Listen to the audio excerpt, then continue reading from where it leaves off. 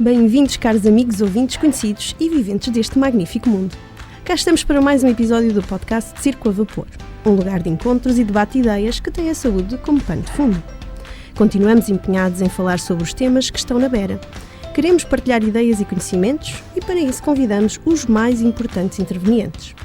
Esta é a segunda temporada, uma série que tem o tema do envelhecimento e este é o episódio que tem como tema como construir uma sociedade onde queremos envelhecer.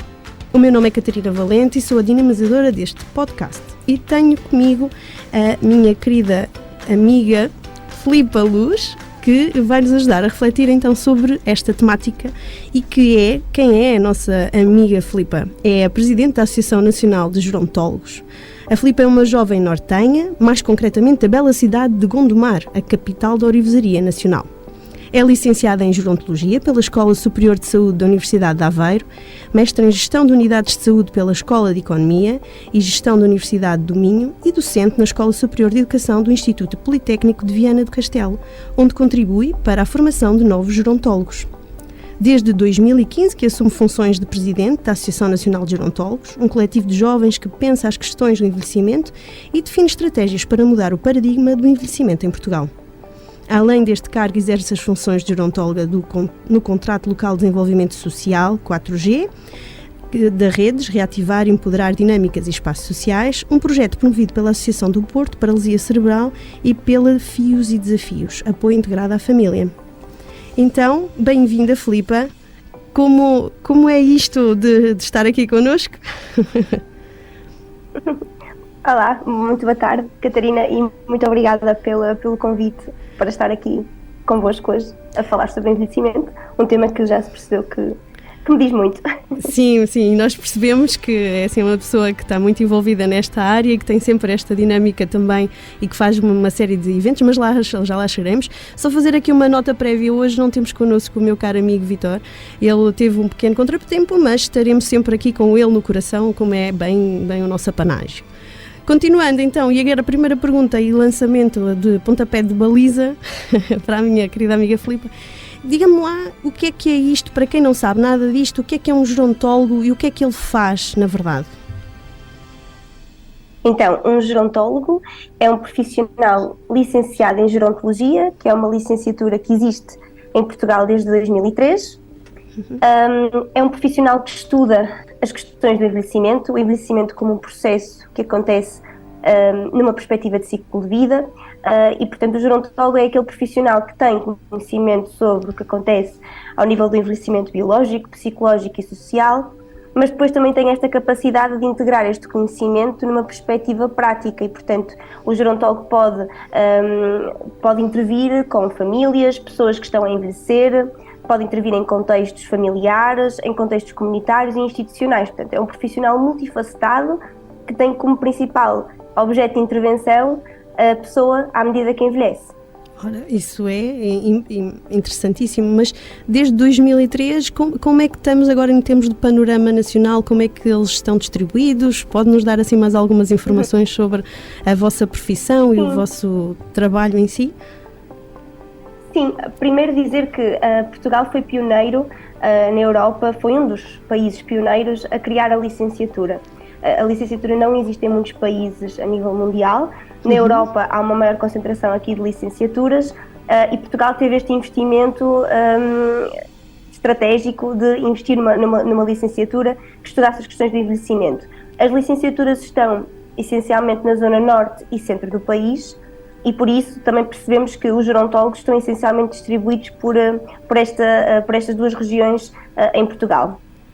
Somos cerca de 1.300, 1.400 gerontólogos, não há aqui um número preciso, mas de facto desde 2007 que temos gerontólogos a integrar o mercado de trabalho, essencialmente em contexto institucional, nomeadamente em estruturas residenciais para pessoas idosas, centros de dia e projetos relacionados com as pessoas mais velhas. Portanto, temos aqui um profissional que é muito jovem, essencialmente sexo feminino, e que está essencialmente distribuído na zona norte e centro do país. Temos ainda que migrar para sul, ainda há muito trabalho a ser feito e essencialmente estamos numa fase, enquanto classe profissional, de de crescimento, não é? Portanto, estamos ainda a tentar perceber aqui qual é que é o nosso papel, a consolidar esta massa de profissionais que estudam as questões de envelhecimento e a perceber aqui um bocadinho qual é a nossa identidade. Mas sim, começamos a estar. Sim, em Aveiro realmente foi um dos centros. Eu percebo que existe uma grande dinâmica sobre o envelhecimento na área de Aveiro e arredores, e com isso também tem muito a ver com as pessoas que lá estão, e essa vossa licenciatura também faz com que este mote seja muito bem alavancado aí. Agora, olhando isto para uma perspectiva pessoal, e agora olhando para aqui para a Filipa, como é que escolheu este caminho? O que é que a motivou pessoalmente para cuidar de pessoas mais velhas e olhar para esta realidade com essa atenção tão cuidada? Eu escolhi seguir gerontologia no 11º ano. Eu estava na cozinha com a minha mãe e inicialmente eu tinha a ideia de ir para a medicina, mas depois percebi a dificuldade das médias, não é? Sim, e disse à minha mãe, eu não posso estar e viver sem saber aquilo que vou fazer, portanto eu tenho que escolher aquilo que quero seguir agora. Então abri o computador, eu sou muito obstinada, abri o computador e comecei a ver as listas dos cursos da DGES e vi lá a gerontologia. Abri, li a definição em voz alta, a minha mãe continuava a cozinhar e disse: mãe, isto parece-me ser mesmo interessante. Eu e a minha mãe discutimos o tema e percebemos, a minha mãe chamou-me logo a atenção. É uma área que não é para qualquer um, é uma área que tens que gostar muito para te manter nela. Atenção, que é uma área onde não se ganha muito. Ela tinha razão e confirma-se tudo aquilo que ela disse. Mas de facto percebi que havia aqui um campo de intervenção que ainda era desconhecido, mas que para mim fazia sentido, por um lado porque sempre tive este contacto com os meus avós desde muito pequenina e portanto tenho esta figura dos avós muito presente, e por outro lado tive uma experiência de voluntariado no 7º ano, também a partir da minha mãe, e percebi que gostava de lidar com pessoas mais velhas, e percebi que a gerontologia me podia dar aqui duas coisas. Por um lado, alimentar esta vontade que eu sempre tive de ter uma profissão onde ajudasse o outro. Sou católica e, portanto, esta questão de missão está muito presente em mim. Por outro lado, dava-me aqui a oportunidade de trabalhar estas questões da comunicação e trabalhar com pessoas, porque eu sempre gostei muito de comunicar. Tanto que a minha segunda opção foi comunicação social, nada a ver. Estamos aqui hoje a fazer isso, comunicar, não é? Sim. Foi aí que decidi que queria seguir gerontologia, enviei logo um e-mail para o coordenador do curso, ele nunca me respondeu até hoje, mas de facto foi aí que decidi e sem dúvida que sinto que tomei a decisão certa, era o caminho que tinha. Então, associando esta questão aqui da vontade, qual é que agora identifica, à luz de alguns anos, o perfil de um gerontólogo? Qual é que é para si o perfil mais adequado, a pessoa que eventualmente pensará sobre esta profissão no futuro? O que é que aconselharia? Por um lado, a gerontologia dá-nos aqui uma visão sobre o ciclo de vida muito interessante, que na verdade acaba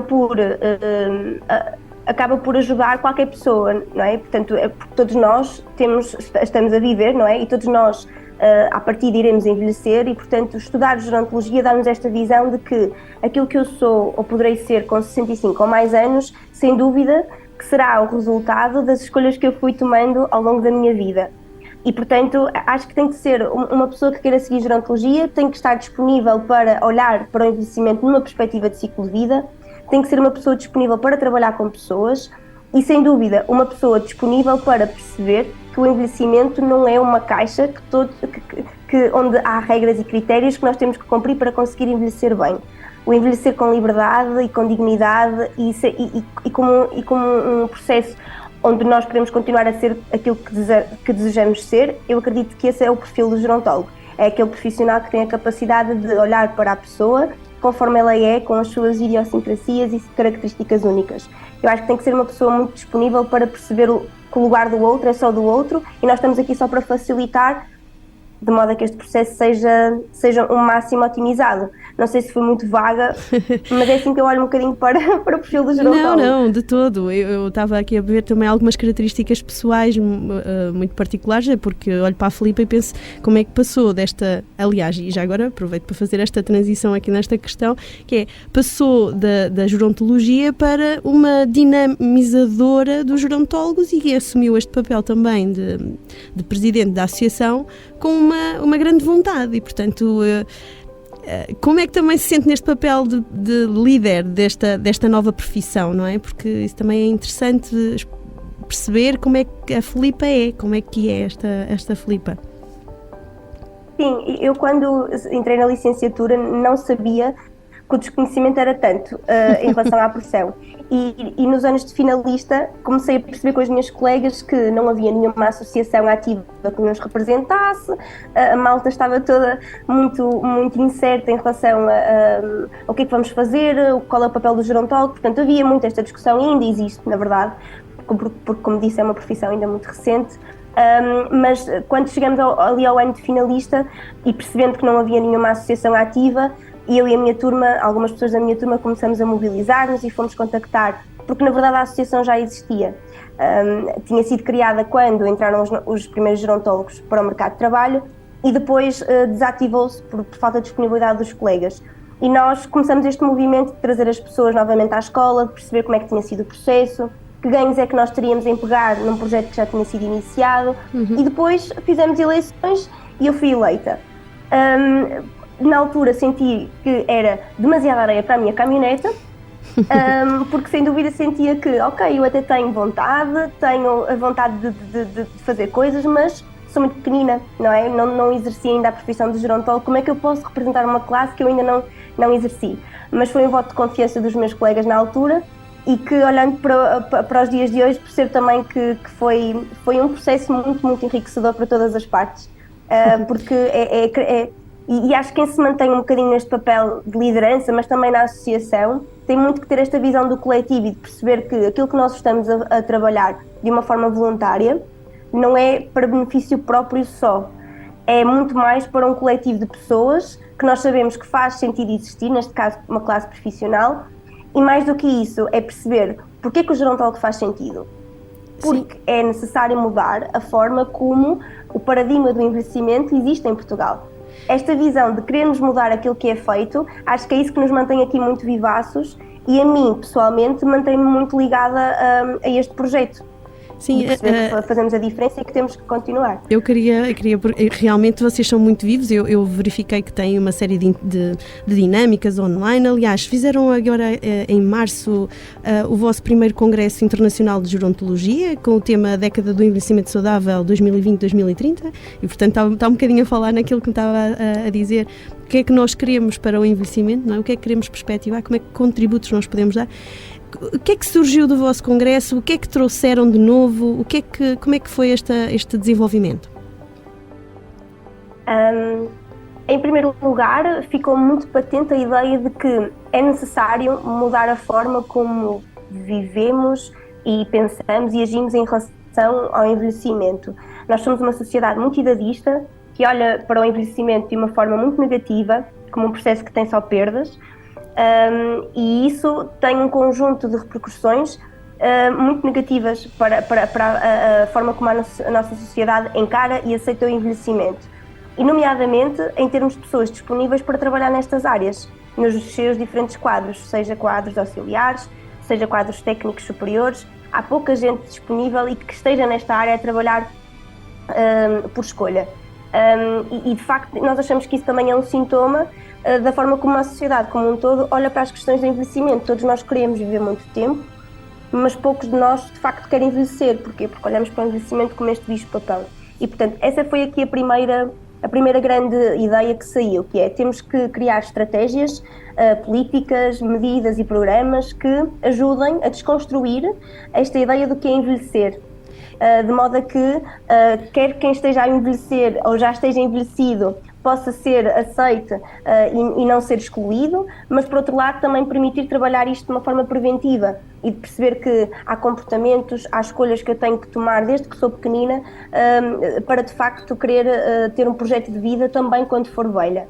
E que medidas é que ideia. Desculpa interromper, mas é que tu é mesmo aqui a calhar, que medidas é que vocês como associação propõem, o que é que identificam e que contributos podem trazer também para a nossa sociedade, para nós enquanto público e atenção, estamos neste processo de envelhecimento todos, como diz, e muito bem, como é que nós podemos então utilizar os vossos contributos no dia-a-dia? Que medidas é que podemos fazer?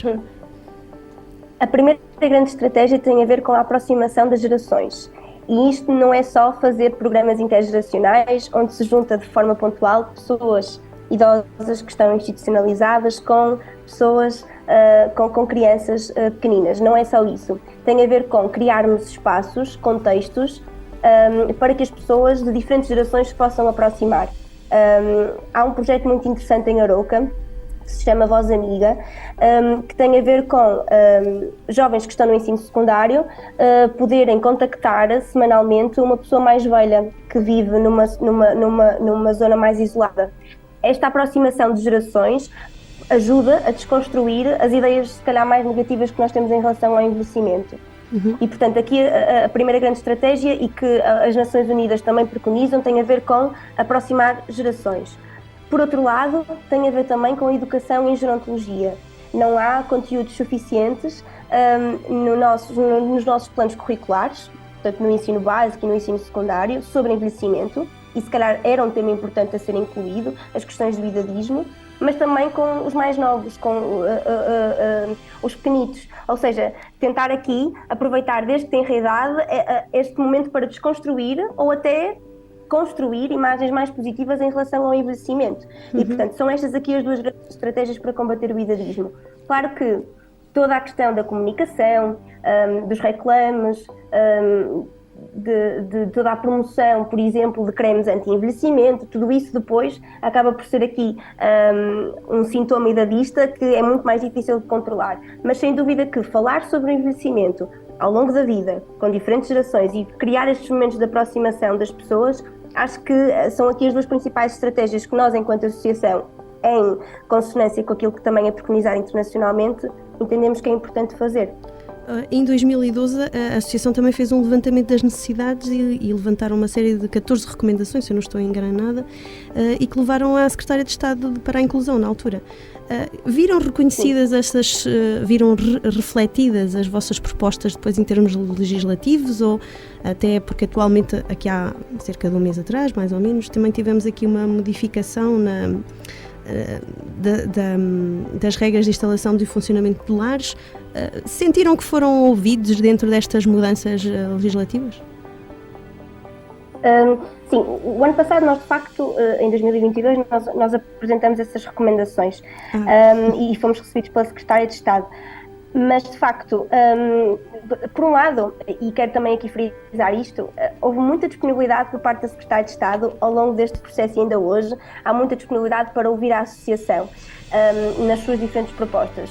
E, de facto, a legislação trouxe-nos aqui uma novidade, que é pena ser uma novidade só em 2023, mas trouxe, que é muito foco do serviço centrado na pessoa, muito foco na autodeterminação da pessoa, que está a residir numa instituição, porque às vezes esquecemos, não é, que a pessoa continua a ser uma pessoa com direitos, apesar de viver num lar. Por outro lado, e é isso que lamentamos, é que as questões que são estruturais continuam, de facto, bastante aquém daquilo que é desejável, nomeadamente o quadro de recursos humanos. Não é possível nós cumprirmos a autodeterminação de uma pessoa e, por exemplo, isto de cumprir a autodeterminação pode ser desejar naquele dia ir a um café, tomar um café, mas para isso precisa de uma terceira pessoa que a acompanhe. Se não houver recursos humanos para que isso aconteça, a autodeterminação não é cumprida. Isto é apenas um exemplo pequenino e básico, mas de facto, sem pessoas não fazemos nada neste tipo de serviços e, portanto, continuamos a lamentar porque não houve qualquer alteração nos recursos humanos e nos rácios que são exigidos nas instituições. Ou seja, essa claro que é as propostas da associação desta nova introdução, apesar da autodeterminação do idoso, da formação dos profissionais, que eu acho que realmente foi uma mais-valia, mas ainda acha que ficam aquém, ou seja, não existe um número mínimo de profissionais para cumprir estas vontades, estas novas diretrizes? É isso que acharam que faltou ou que ficou a faltar? Sem dúvida. Aliás, o único elemento técnico que é exigido nas instituições é o diretor técnico e o enfermeiro, que são, sem dúvida, duas figuras muito importantes, mas depois é necessário gerontólogos, psicólogos, terapeutas ocupacionais, educadores sociais, que de facto operacionalizem e consigam fazer intervenções diferenciadas com as pessoas. E isso não acontece. Atenção, não foram mudanças só negativas. Uma das mudanças positivas foi o facto de haver aqui agora um programa de capacitação das pessoas que trabalham nas instituições portanto, formação especializada, portanto, há que valorizar que queremos ter profissionais qualificados, mas isso também se tem que refletir depois nos quadros técnicos que são exigidos, e isso de facto ainda não conseguimos. Sim, também trouxe aquela vertente da monitorização dos indicadores de qualidade e da questão dos direitos das famílias, que também era um bocadinho esquecida. Não sei se a Filipa entende aqui como é que enquadra a família do apoio ao idoso nesta linha também. O que é que sente que mudou? É assim, aí há um pormenor que para mim é grave e é contra a instituição, a Constituição, de alguma forma, porque prevê que o contrato possa ser assinado pela pessoa ou familiar ou pessoa significativa. Ou seja, prevê que o contrato possa ser assinado também pela família ou em detrimento da pessoa só pela família, mesmo quando a pessoa não tem um representante legal definido pelo Estatuto Maior Acompanhado. Isso para nós acaba por ser grave, porque permite situações, por exemplo, de institucionalização contra a vontade da pessoa. Quando a pessoa não tem nenhum quadro demencial, não é, nenhum declínio cognitivo que comprometa a sua autonomia, prevê esse tipo de situações.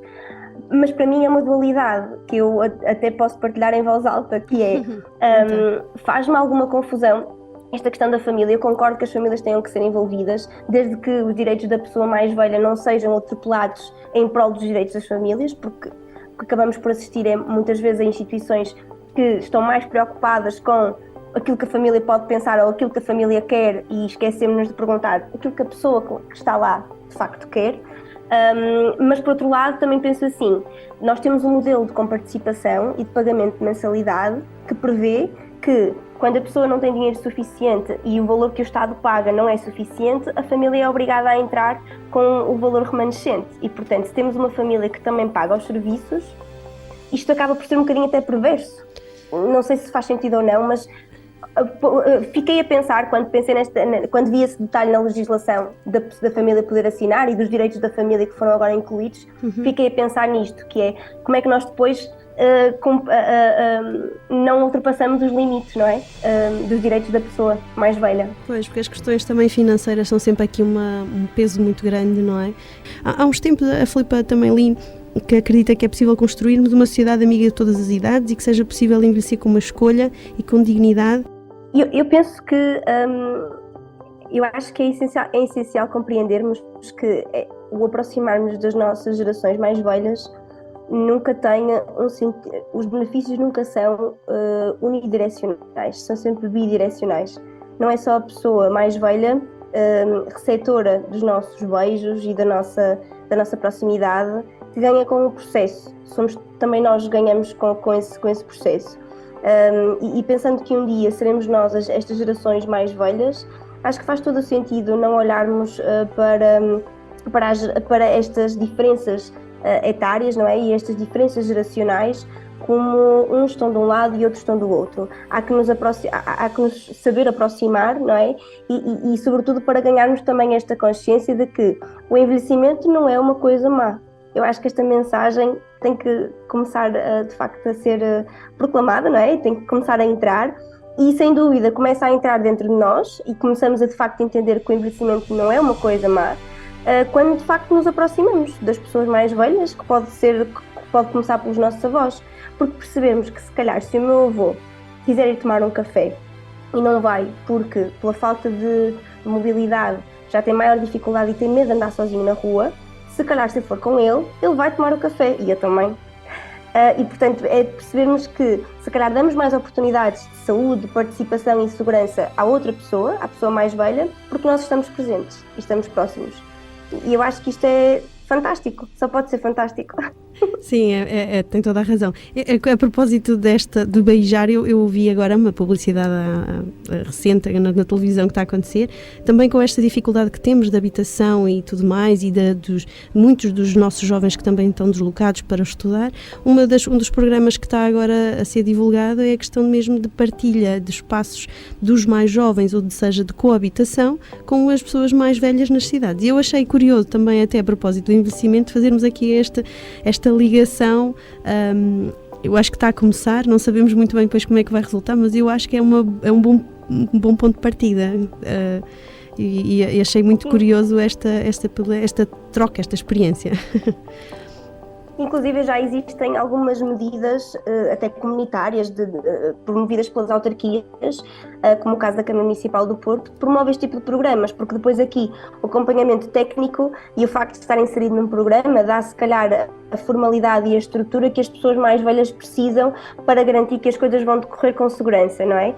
Mas sem dúvida que isso é uma solução fantástica. Quantas pessoas mais velhas nós não temos que neste momento estão a viver sozinhas e que se calhar terem um jovem que está a estudar, que possa ir viver para lá durante uns tempos, certamente que isso terá ganhos para as duas partes. Agora, claro, culturalmente isso é difícil, não é? Abrir a porta da nossa casa para uma pessoa que é desconhecida, ainda por cima para uma pessoa ainda mais nova que nós, tanto com as diferenças todas que a diferença que este gap etário comporta. Mas sem dúvida que se calhar, se isto começar a ser uma medida comunitária, promovida até por mais municípios, poderá ter resultados muito interessantes, concordo consigo. Eu achei muito, muito giro e é uma das medidas até para o nosso envelhecimento mais ativo, de levar os jovens a que os nossos idosos sejam também mais ativos.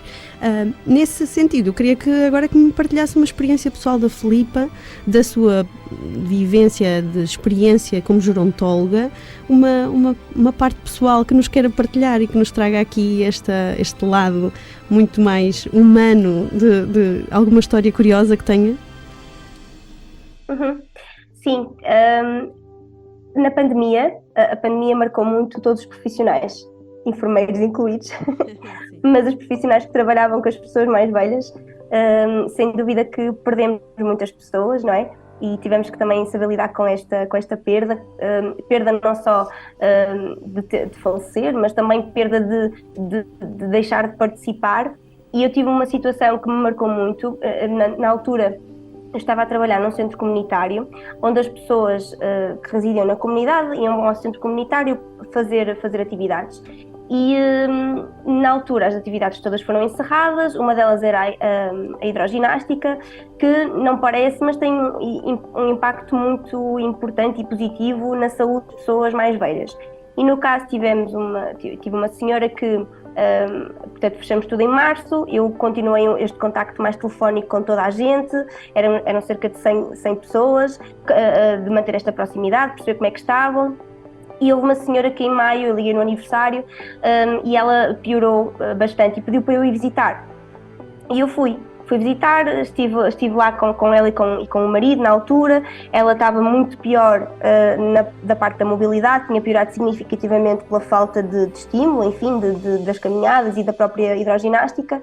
E depois em junho, e eu continuei este contacto, em junho, quando eu voltei a contactar, para dar seguimento a algumas sugestões que eu tinha dado, nomeadamente adquirir um andarilho, para ter maior mobilidade em casa. Quem me atendeu foi a filha, para me dizer que ela tinha falecido na semana anterior e que já tinha passado até o funeral, mas que... E depois a surpresa qual é que foi? Foi perceber que aquela visita que eu tinha feito foi mesmo muito importante para, neste caso, a Dona Preciosa e para o marido dela, que depois eu mantive contacto até aos dias de hoje e já vou explicar essa parte. Por um lado, isto foi marcante para mim por perceber que esta proximidade que nós falávamos tem mesmo um impacto muito grande na vida das pessoas e para ela foi muito importante sentir esta proximidade que não tinha já há alguns meses devido à pandemia e ter percebido que estava ali uma pessoa que estava disponível para ajudar naquilo que para ela era importante. Porque muitas vezes achamos que nós vimos com as soluções todas, quando na verdade aquilo que as pessoas precisam, todos nós, é precisarmos do outro lado, termos pessoas disponíveis para atender aquilo que para nós é importante e não aquilo que os técnicos acham que é importante. E por um lado perceber isso e perceber também que a família reconheceu esta proximidade e entendeu-a como importante. E o que foi curioso foi, o cliente do serviço não era o marido da Dona Preciosa, mas acabou por depois ser aqui uma relação muito interessante. Eu nunca o consegui convencer a ir para as atividades do centro comunitário, mas mantive aqui umas visitas muito regulares com o Sr. Manuel, que se prolongam até aos dias de hoje, porque de facto ele entendeu que tinha ali uma amiga. E eu fiquei muito sensibilizada, porque ali já não estava como Filipa gerontóloga, ali estava como Filipa, amiga do Sr. Manuel, que eu estava a apoiar num processo de luto que nem sequer percebi, porque eu não percebo nada de luto, eu nunca perdi ninguém assim muito próximo, já perdi algumas pessoas, mas ou seja, não sou nenhuma especialista de luto, não sou psicóloga, mas de facto percebi que esta proximidade teve impacto na vida do Sr. Manuel e portanto todas as vezes que eu vou lá, ele recorda-me que a Filipa foi muito minha amiga quando nós perdemos a Dona Preciosa. Muito. Sabe? E isto tem mesmo... Essa é a palavra-chave. Eu acho que vamos quase encerrar com um grande chavão que vamos deixar aqui também para todos os que nos ouvem, que é ficar disponível. Esta coisa de estarmos disponível para os outros e estarmos, não necessariamente, e bem como a Filipa diz, não necessariamente naquilo que eu vou dar como solução, mas na expectativa do que é que os outros esperam.